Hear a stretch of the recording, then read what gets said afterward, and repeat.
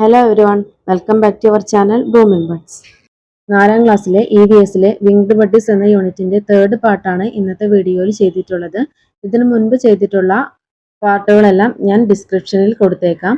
അതുപോലെ ആദ്യമായിട്ട് ഈ ചാനൽ കാണുന്നവരാണെങ്കിൽ സബ്സ്ക്രൈബ് ചെയ്യാനും ലൈക്ക് ചെയ്യാനും മാക്സിമം കൂട്ടുകാരിലേക്ക് ഷെയർ ചെയ്ത് സപ്പോർട്ട് ചെയ്യാനും മറക്കരുത്.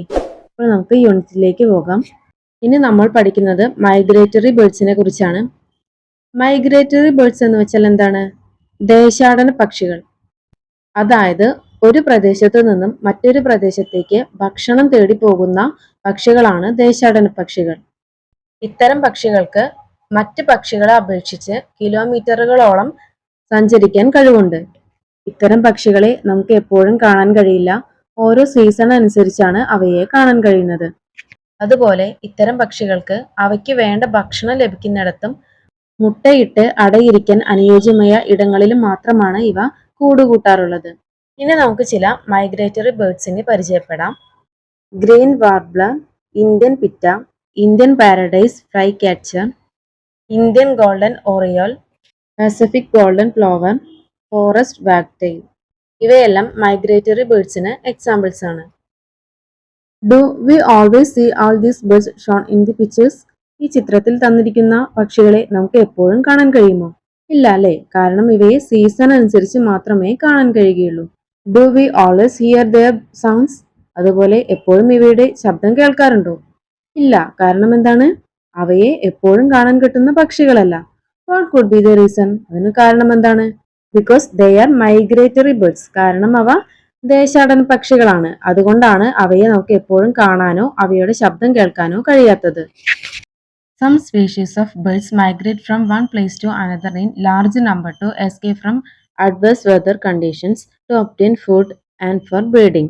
ചില ഇനം പക്ഷികൾക്ക് അവയ്ക്ക് പറ്റാത്തൊരു വെതർ കണ്ടീഷൻസ് വരുമ്പോൾ, അതായത് കാലാവസ്ഥയിൽ മാറ്റങ്ങൾ വരുമ്പോൾ അവ എന്താണ്? ആ ഒരു ദേശത്തു നിന്നും മറ്റൊരു ദേശത്തേക്ക് പോകുന്നു. പ്രധാനമായും അവയ്ക്ക് ഭക്ഷണം തേടിയും അതുപോലെ പ്രജനനം നടത്തുന്നതിനും വേണ്ടിയാണ്. അതായത് മുട്ടയിട്ട് അടയിരുന്ന് കുട്ടികളെ വിരിക്കുന്നതിന് വേണ്ടിയാണ് അവ പ്രധാനമായും മറ്റു ദേശങ്ങളെ തേടി പോകുന്നത്. അതുപോലെ കാലാവസ്ഥ അവയ്ക്ക് അനുയോജ്യമായി വരുന്ന സമയത്ത് മാത്രമാണ് അവ തിരിച്ച് അവയുടെ ദേശത്തേക്ക് പോവുകയുള്ളൂ. When the weather becomes favorable, they return. Such birds are called migratory birds. അതാണ് നമ്മൾ നേരത്തെ പറഞ്ഞത്. അവയ്ക്ക് കാലാവസ്ഥ അനുയോജ്യമായി വരുമ്പോൾ മാത്രം അവ ആ ഒരു ദേശത്തു നിന്നും അവയുടെ ദേശത്തേക്ക് തിരിച്ചു പോകുന്നു. ഇത്തരം പക്ഷികളെയാണ് മൈഗ്രേറ്ററി ബേർഡ്സ്, അതായത് ദേശാടന പക്ഷികൾ എന്ന് പറയുന്നത്.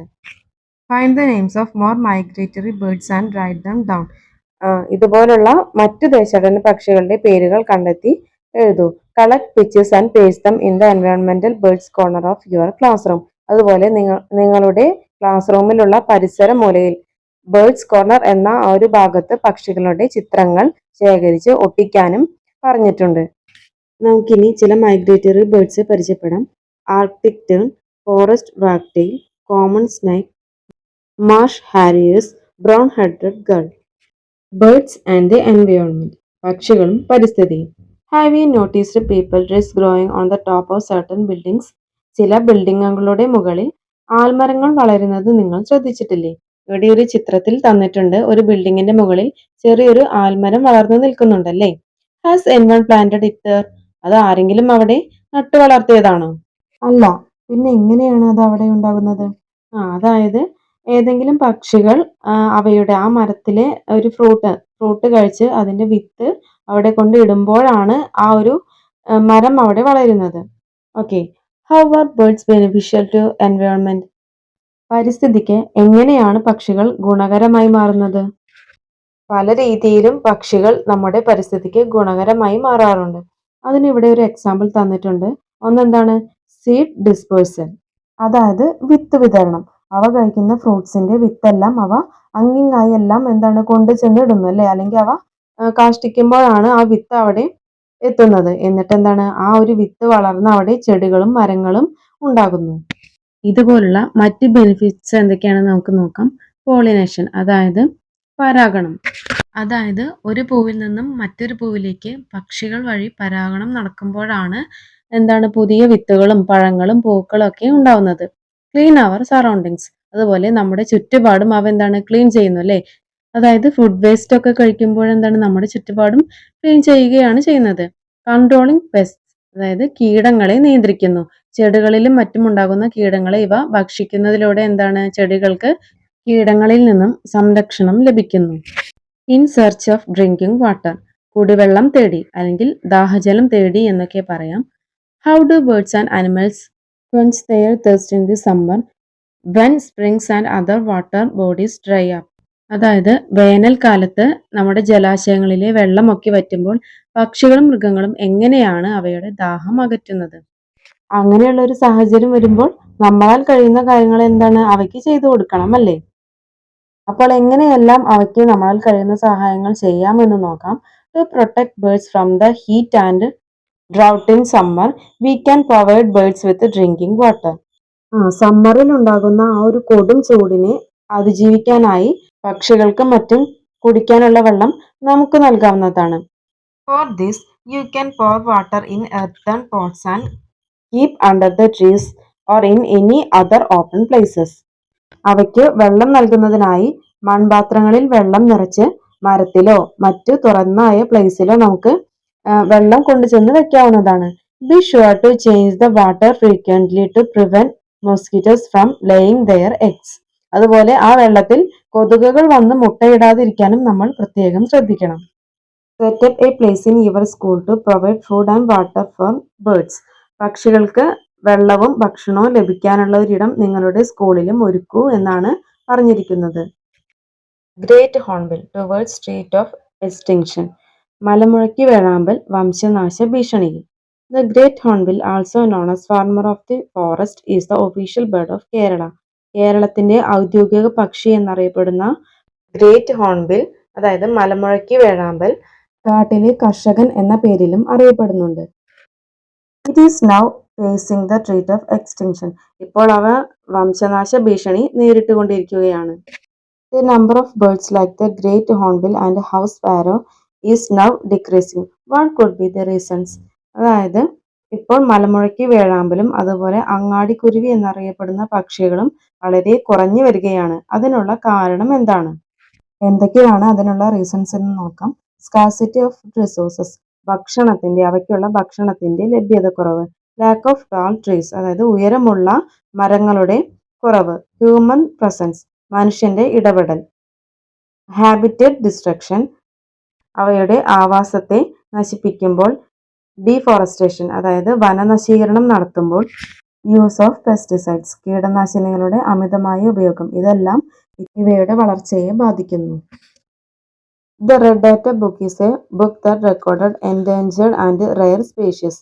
അതായത് വംശനാശ ഭീഷണി നേരിട്ടുകൊണ്ടിരിക്കുന്ന പക്ഷികളെ കുറിച്ച് പ്രതിപാദിക്കുന്ന ബുക്കാണ് റെഡ് ഡാറ്റ ബുക്ക്. വംശനാശം എന്ന് വെച്ചാൽ പക്ഷികളുടെ വർധനവിൽ ഉണ്ടാകുന്ന കുറവിനെയാണ് വംശനാശം എന്ന് പറയുന്നത്. Write the name of other endangered birds of Kerala in my environmental science diary. Collect their pictures and prepare an album. ഇതുപോലെ വംശനാശം നേരിട്ടുകൊണ്ടിരിക്കുന്ന പക്ഷികളുടെ ചിത്രങ്ങളും പേരുകളും കളക്ട് ചെയ്ത് നിങ്ങളുടെ എൻവയോൺമെന്റൽ സയൻസ് ഡയറിയിൽ ശേഖരിക്കാനാണ് പറഞ്ഞിരിക്കുന്നത്. അപ്പോൾ നമുക്ക് അതുപോലുള്ള ചില ബേർഡ്സുകളെ നോക്കാം. Bird watchers or ornithologists. പക്ഷി നിരീക്ഷകരെയാണ് ബേർഡ് വാച്ചേഴ്സ് അല്ലെങ്കിൽ ഓർണിത്തോളജിസ്റ്റ്സ് എന്ന് അറിയപ്പെടുന്നത്. ഇനി നമ്മൾ ഇന്ത്യയുടെ പക്ഷി നിരീക്ഷകൻ എന്നറിയപ്പെടുന്ന ഡോക്ടർ സലിം അലിയുടെ ഒരു ജീവിത ചരിത്രമാണ് വായിക്കുന്നത്. When Salim Ali was 10 years old, he shot a sparrow named Manyatali with an air gun that his uncle had given him as a gift. Salim Ali എന്ന ആ ഒരു വ്യക്തിക്ക് 10 വയസ്സുണ്ടായിരുന്നപ്പോൾ അദ്ദേഹത്തിന്റെ അങ്കിൾ സമ്മാനമായി നൽകിയ എയർ ഗൺ ഉപയോഗിച്ച് മഞ്ഞത്താലി എന്നു പേരുള്ള ഒരു കുരുവിയെ അദ്ദേഹം വെടിവെച്ചിട്ടു. Salim and his uncle took this bird and went to visit his uncle's friend W.S. Millard, an officer of the Natural History Society, Bombay.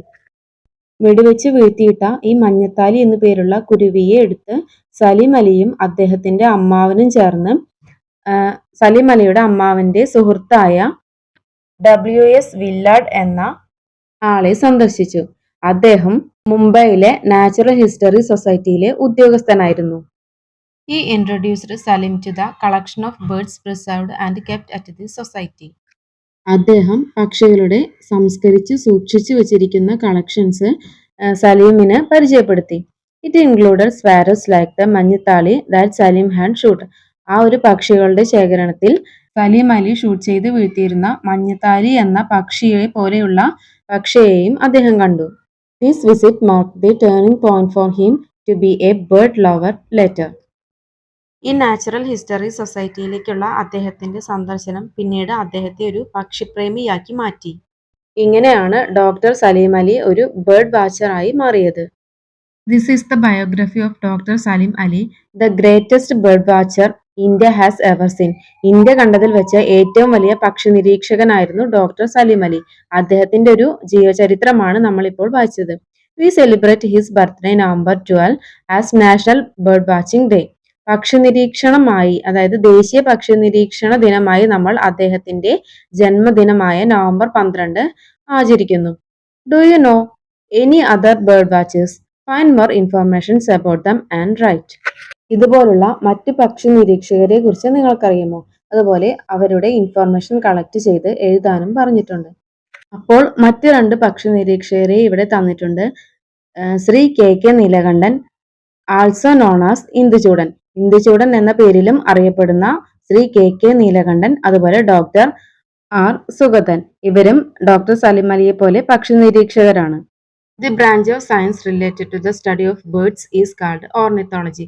പക്ഷികളെ കുറിച്ചുള്ള ശാസ്ത്രശാഖയാണ് ഓർണിത്തോളജി അഥവാ പക്ഷിശാസ്ത്രം എന്ന പേരിൽ അറിയപ്പെടുന്നത്. ബേർഡ് സാങ്ച്വറി എന്ന് വെച്ചാൽ പക്ഷി സങ്കേതം. The bird sanctuary in Kerala named after doctor Salim Ali is the Thattekkad bird sanctuary. Doctor Salim അലിയുടെ പേരിലുള്ള പക്ഷി സങ്കേതമാണ് Thattekkad bird sanctuary. Do you know any other bird sanctuaries? ഇതുപോലുള്ള മറ്റേതെങ്കിലും ബേർഡ് സാങ്ച്വറീസ് നിങ്ങൾക്കറിയുമോ? അപ്പോൾ നമുക്ക് അവയെക്കുറിച്ച് കൂടുതൽ പഠിക്കാൻ ഒരു ക്രോസ് വേർഡ് പസിൽ തന്നിട്ടുണ്ട്, അത് നോക്കാം. ക്രോസ് വേർഡ് പസിലിൽ താഴത്തോട്ടുള്ളത് ആദ്യം നോക്കാം. അതിൽ ഫസ്റ്റ് ചോദ്യം, the only bird sanctuary in Kerala located in mangrove forest. കണ്ടൽ കാടുകളിൽ സ്ഥിതി ചെയ്യുന്ന കേരളത്തിലെ ഏക ബേർഡ് സാങ്ച്വറി ഏതാണ്? അതിന്റെ ആൻസർ വരുന്നത് മംഗൾവനമാണ്. അടുത്ത ചോദ്യം, known as doctor Salim Ali bird sanctuary. Salim അലിയുടെ പേരിൽ അറിയപ്പെടുന്ന ബേർഡ് സാങ്ച്വറി ഏതാണ്? അതിന്റെ ആൻസർ വരുന്നത് തട്ടേക്കാട്. ഇനി അടുത്തത് ക്രോസ് ആയിട്ടുള്ളത് നോക്കാം. നേരെ വരുന്ന ചോദ്യങ്ങൾ. The only peacock sanctuary in Kerala. കേരളത്തിലെ ഏക മയിൽ സംരക്ഷണ കേന്ദ്രം ഏതാണ്? ചൂളന്നൂരാണ് കേരളത്തിലെ ഏക പീകോക്ക് സാങ്ച്വറി ആയി വരുന്നത്. അടുത്തത് നോക്കാം. Bird sanctuary in Kozhikode district where migratory birds are mostly seen. ദേശാടന പക്ഷികളെ കൂടുതലായി കാണുന്ന കോഴിക്കോട് ജില്ലയിലെ ബേർഡ് സാങ്ച്വറി ഏതാണ്? അതിന്റെ ആൻസർ വരുന്നത് കടലുണ്ടി. ഇനി അടുത്തത് നോക്കാം. A bird sanctuary in Kottayam district. Kottayam ഡിസ്ട്രിക്റ്റിലുള്ള ഒരു ബേർഡ് സാങ്ച്വറി, അത് വരുന്നത് കുമരകമാണ്. അപ്പോൾ ഇത്രയും ബേർഡ് സാങ്ച്വറീസ് ആണ് ക്രോസ് വേർഡ് പസിൽ നമ്മൾ കംപ്ലീറ്റ് ചെയ്ത് വരുമ്പോൾ കിട്ടുന്നത്. Okay, crows, pheasants, mynas, peacocks, hornbills, wagtails and many more millions of diverse birds in this living world. കാക്കയും കോഴിയും മൈനയും പീക്കോക്കും വേഴാമ്പലും വണ്ണാത്തിപ്പുള്ളും തുടങ്ങിയ പക്ഷികൾ നിറഞ്ഞ ഒരു ജീവലോകം. Many of them as having seats, voices, diverse colors, different migratory paths, what not. വൈവിധ്യങ്ങളായ ശബ്ദമുള്ളതും നിറങ്ങളുള്ളതും സഞ്ചാര രീതിയുള്ളതുമായ എത്രയോ പക്ഷികൾ ഇനിയുമുണ്ട്. Let's continue our fascinating journey into the world of winged buddies by exploring and discovering more about them. പക്ഷി നിരീക്ഷകരെ പോലെ പക്ഷികളെ കുറിച്ച് അറിഞ്ഞ് അവരുടെ കൗതുകമായ ലോകത്തേക്ക് നമുക്കും കൂടെ പോകാം. പക്ഷികൾ എന്ന് പറയുന്നത് തന്നെ കൗതുകകരമായ ഒന്നാണ്. അവയെക്കുറിച്ച് കൂടുതൽ അറിയുന്നതും കൗതുകകരമായ കാര്യങ്ങളാണ്. അപ്പോൾ കൂട്ടുകാരെ, വിങ്ഡ് ബഡീസ് എന്ന ഈ യൂണിറ്റ് ഇവിടെ അവസാനിക്കുകയാണ്. വീണ്ടും നമുക്ക് അടുത്ത വീഡിയോയിൽ കാണാം. Thank you.